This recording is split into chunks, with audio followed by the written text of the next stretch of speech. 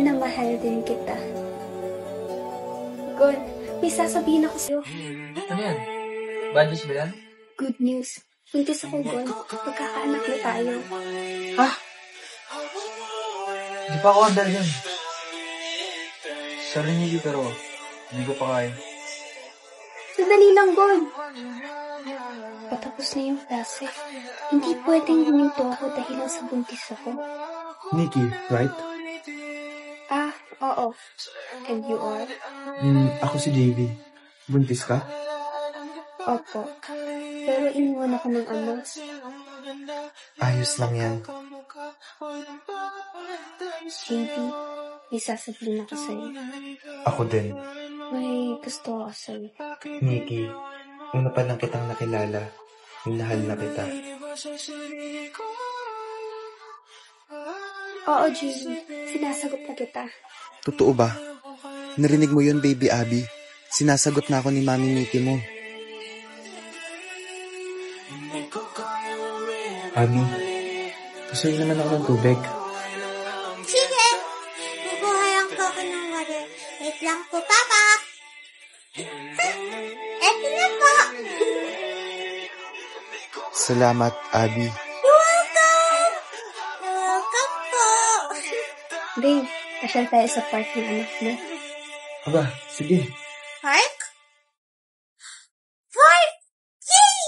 Sige! Tara! Papa! I want that stuffed toy!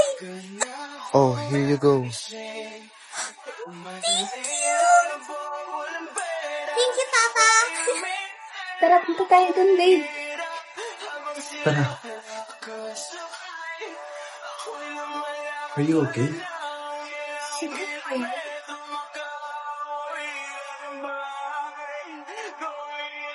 Siguro.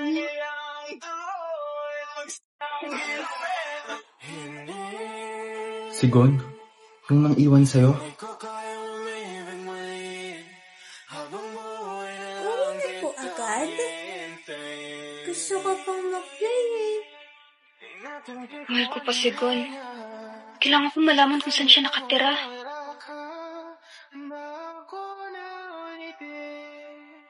Dito ba siya nakatira?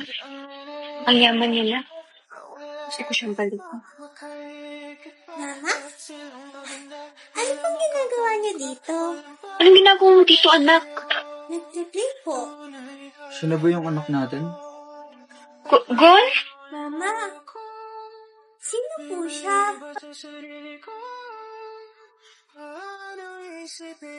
Ma! Si Papa!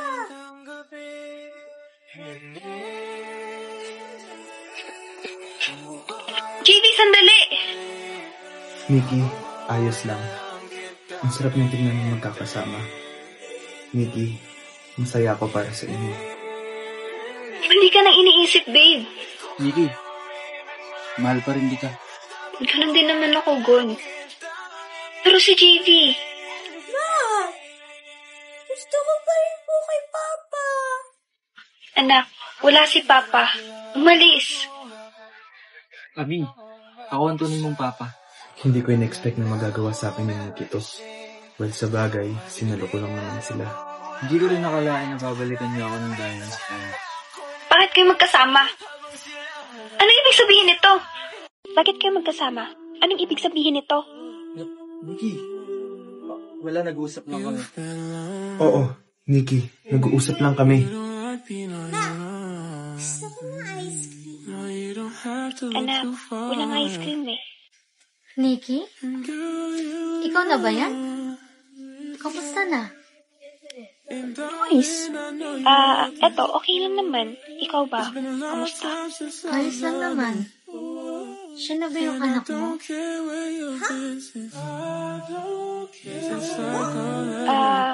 Mauuna na kami, Lois. JD, sabihin na ba natin kay Nikki ito guys? Gon, sa tingin ko, hindi pa itong tamang oras para sabihin sa kanya. Sige, tatago na muna natin ito. Abby, siya talagang totoo mong papa.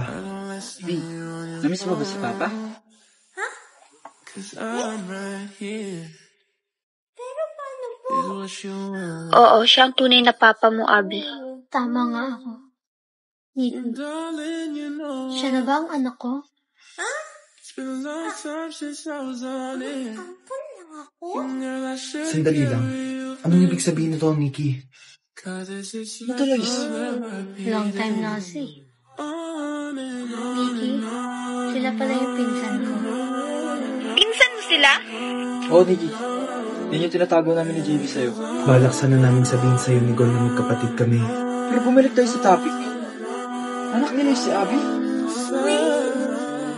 Ano po sabihin nito? Oo, inampon siya ni Nikki. Ganito ang nangyari.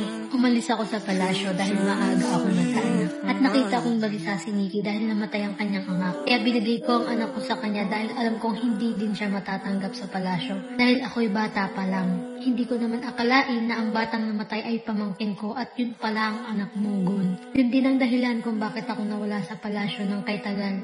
Kaya sana mapatawad niyo ako.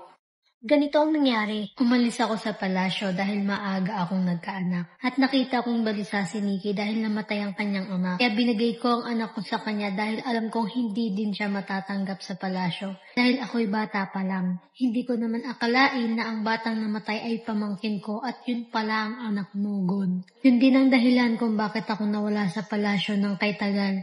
Kaya sana mapatawad niyo ako. Kailangan ako.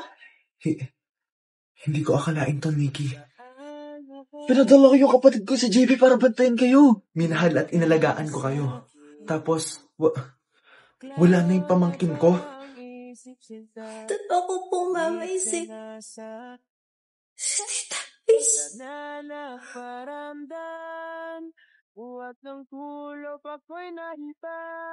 Pasensya, nadepress lang talaga ako nung iniwan ako ni Gon. Hindi ko natanggap na iniwan niya ako. Kaya nawala yung bata. Hindi ko alam na kayo pala ang naging kasintahan ni Nikki.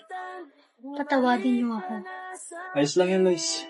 Gon, hindi natin pwedeng pahintulutan ang ginawa ni Nikki.